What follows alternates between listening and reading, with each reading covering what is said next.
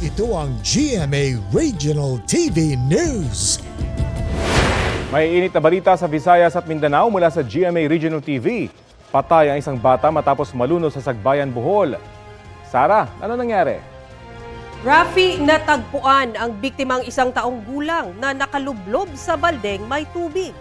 Yan at iba pang mainit na balita hatid ni Femari Dumabok ng GMA Regional TV.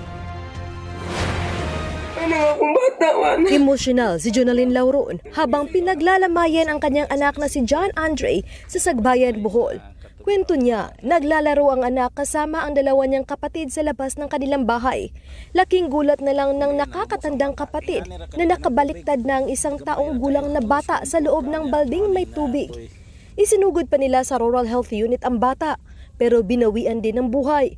Nananawagan ng tulong pinansyal ang pamilya para sa pagpapalibing sa kanilang anak. Sugatan ng dalawang grade 10 students sa Lapu-Lapu, Cebu dahil sa sirang takip ng drainage. Kwento ni Angel, pauwi na siya galing sa eskwelahan.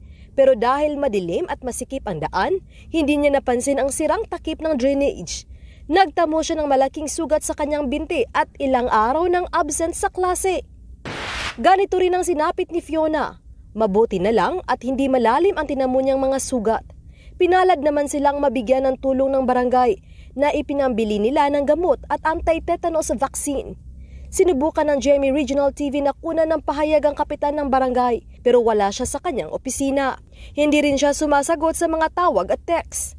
Pero ayon sa ilang opisyal ng barangay, naiparating na nila ang problema sa DPWH Cebu 6 Engineering Office.